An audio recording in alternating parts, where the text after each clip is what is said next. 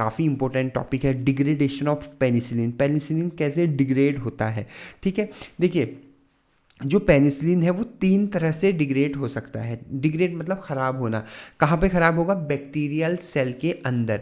मतलब ये आपका पेनिसिलिन है, ये पेनिसिलिन जो है बैक्टीरिया को किल कर रहा है, बैक्टीरिया इसके अगेंस्ट जो है आपका क्या कर रहा है, एंजाइम बना रहा है। ठीक है, अब ये बैक्टीरिया के अंदर पेनिसिलिन गया तो कैसे कैसे ये डिग्रेड हो सकता है, ऐसी 3 रिएक्शन है। 3 सबसे पहला जो आपका एंजाइम है वो है आपका एमाइडेज एंजाइम, दूसरा है बीटा लैक्टमेज एंजाइम और तीसरा है आपका HgCl2 या फिर प्रोटॉन की प्रेजेंस में। सबसे पहले हम इसकी बात कर रहे हैं, इसके बेस पे कैसे ये डिग्रेड हो जाता है।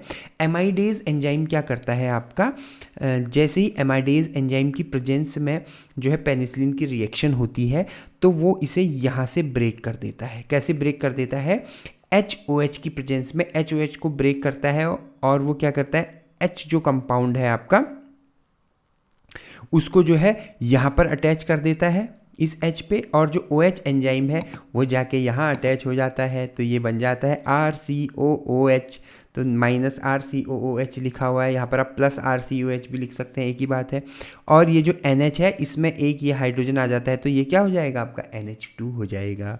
और ये देखिए ये जो कंपाउंड है इसका नाम है 6-APA, 6 अमाइनो पेनिसिलेनिक एसिड। अब बीटा लैक्टमेज एंजाइम के साथ कैसे रिएक्शन होती है? बीटा लैक्टमेज क्या करता है आपका, यहाँ पर बॉन्ड को ब्रेक कर देता है।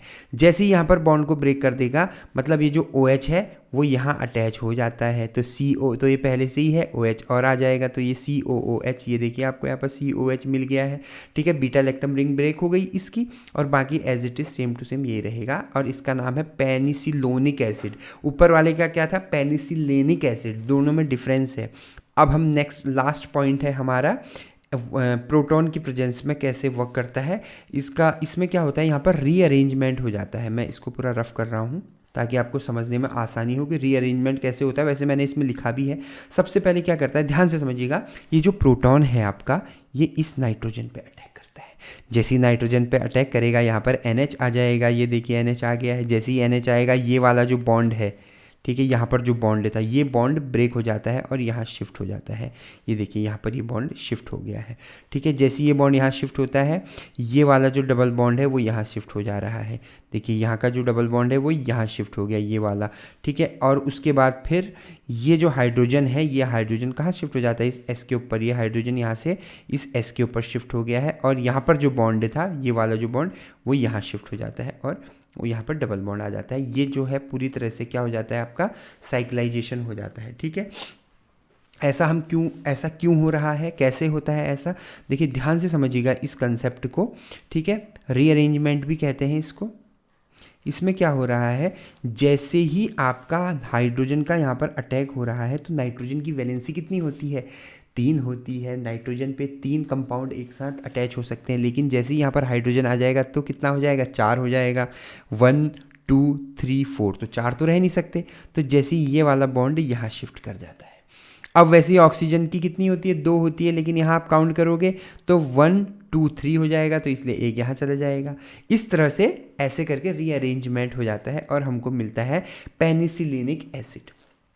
और फिर उस पेनिसिलिनिक एसिड में क्या होता है, वाटर की रिएक्शन होती है, एक H यहाँ पर आ जाता है और OH यहाँ पर आ जाता है, तो ये जो है आपका क्या बन जाता है, पेनामेल्डिक एसिड बन जाता है। और फिर ये पेनामेल्डिक एसिड 2 भागों में टूट जाता है, यहाँ पर से ब्रेक हो जाता है, इस पॉइंट से ब्रेक हो जाता है, और हमको मिलता है पेनिसिलेमीन और पेनिल्डिक एसिड। ठीक है, तो पेनिसिलेमीन में क्या है, एमीन ग्रुप है, ये देखिए आप, और पेनल्डिक एसिड में जो है एल्डिहाइड लग रहा है ये वाला। तो इस तरह से 2 में कंपाउंड टूट जाता है। अगर आपको ये पूरा डिग्रेडेशन याद नहीं होता तो आप सिर्फ इतना ये 3 रिएक्शन याद कर सकते हैं, मोर देन सफिशिएंट है। अगर आपको कोई भी डाउट रहता है आप तो मुझे कमेंट बॉक्स में कमेंट कर सकते हैं, मैं इसकी एक अलग से सेपरेट वीडियो भी बना दूंगा।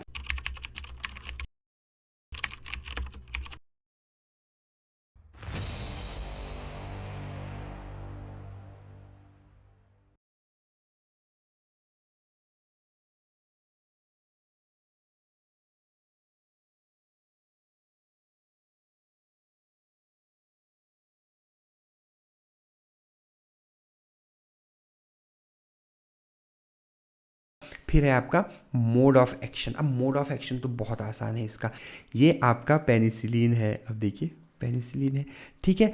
और ये क्या कर रहा है, पेनिसिलिन क्या करता है, बैक्टीरिया की सेल वॉल में, ये बैक्टीरिया है, ठीक है, और ये इसकी जो वॉल है ये सेल वॉल है, ठीक है। सबसे पहले थोड़ा बैक्टीरिया की सेल वॉल के बारे में समझ लेते हैं।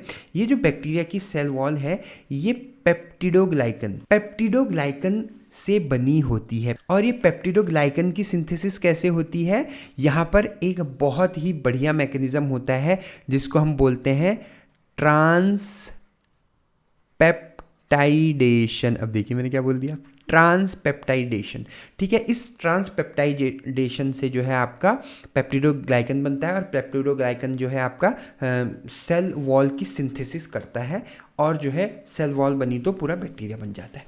पेनिसिलिन क्या करता है, पेनिसिलिन जो है पेप्टिडोग्लाइकन में एक प्रोटीन इंटैक्ट रहता है जिसका नाम है पेनिसिलिन बाइंडिंग प्रोटीन। तो पेनिसिलिन क्या करता है, उस पेनिसिलिन बाइंडिंग प्रोटीन के साथ अटैच हो जाता है। ये क्या करता है, पेनिसिलिन बाइंडिंग प्रोटीन के साथ अटैच हो जाता है, और फिर ये क्या करता है, अब पेनिसिलिन बाइंडिंग प्रोटीन वैसे तो बहुत शरीफ है, मतलब बैक्टीरिया के लिए तो बहुत अच्छा है, क्यों, क्योंकि वो हेल्प करता है ट्रांसपेप्टाइडेशन में। लेकिन जब पेनिसिलिन उसके साथ अटैच है, मतलब दोस्त के साथ पीछे से छुप के एक दुश्मन भी आ गया है, तो वो क्या करता है, इस ट्रांसपेप्टाइडेशन जो स्टेप है उसको इनहिबिट कर देता है, ब्लॉक कर देता है। क्या ब्लॉक कर देता है, ट्रांसपेप्टाइडेशन, जिससे क्या होता है, जो पेप्टिडोग्लाइकन की सिंथेसिस है, सिंथेसिस ऑफ पेप्टिडोग्लाइकन, ठीक है, ये क्या हो जाता है, इनहिबिट हो जाती है, कम हो जाता है, जिसके वजह से जो सेल वॉल है आपकी वो क्या हो जाती है, वीक हो जाती है, ठीक है। और जैसे ही सेल वॉल वीक हो जाएगी तो सेल क्या हो जाएगा, ख़त्म हो जाएगा, सेल लाइसिस हो जाती है, और लास्ट में सेल की डेथ हो जाती है। सेल बेचारा जो अच्छा खासा घूम फिर रहा था उसकी क्या हो जाती है, डेथ हो जाती है, ठीक है। तो ये है आपका सिंपल सा mode of action of penicillin.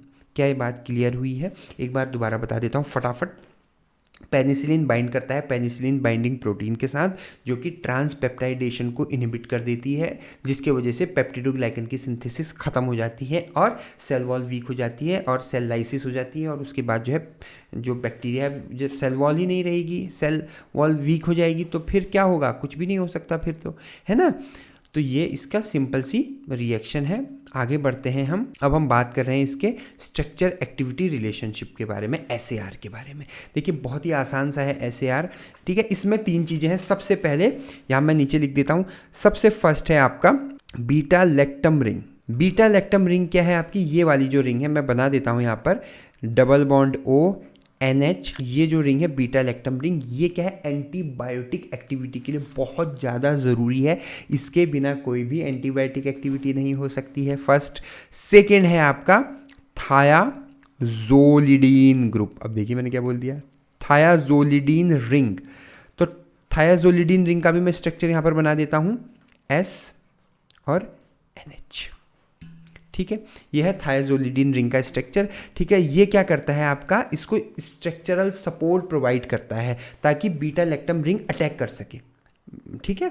Beta lactam ring जो है क्या कर सके, अटैक कर सके, एंटीबायोटिक एंटीबैक्टीरियल एक्टिविटी दे सके, ठीक है। ये दूसरा हो गया। थर्ड है आपका COOH group, carboxylic acid group, ये वाला जो ग्रुप है, पहले हमने ये ग्रुप पढ़ा, फिर ये ग्रुप पढ़ा, फिर ये हमने COOH ग्रुप जो है वो पढ़ा। COOH ग्रुप क्या करता है, बाइंडिंग को बढ़ाता है, बाइंडिंग को इंक्रीज करता है, ठीक है। और लास्ट वाला ग्रुप है ये वाला 6 एसाइल ग्रुप कहते हैं इसको। इसकी अगर आप नंबरिंग करेंगे, ठीक है, तो 1 2 3 4 5 6, तो ये 6 पे जो है एसाइल ग्रुप है। एसाइल ग्रुप क्या होता है, मैंने पहले बताया था, RCO के ऊपर जो भी ग्रुप लगा होता है, मतलब जो भी ये रहता है, ये जो है आपका एसाइल ग्रुप है।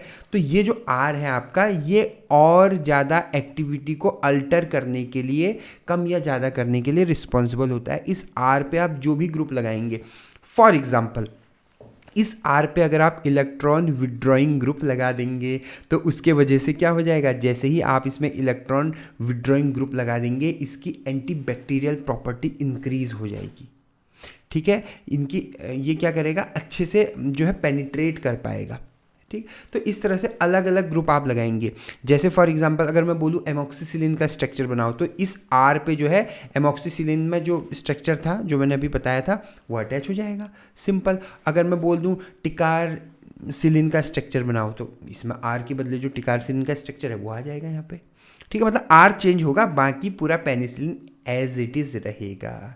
तो ये थी पेनिसिलिन की छोटी सी वीडियो। आज हमने पढ़ा पेनिसिलिन क्या होता है, उसका थोड़ा सा इंट्रोडक्शन हमने पढ़ा, उसका क्लासिफिकेशन हमने पढ़ा है, और उसके बाद हमने इसका मोड ऑफ एक्शन पढ़ा है, SAR पढ़ा है, ठीक है। आई होप आपको आज का लेक्चर क्लियर हुआ होगा। अगर आपको मेरी ये वीडियो पसंद आई तो मेरे चैनल को सब्सक्राइब कीजिएगा, बेल आइकन पर क्लिक कीजिएगा। आपने मुझे इतना वक्त दिया उसके लिए बहुत बहुत धन्यवाद। Thank you so much.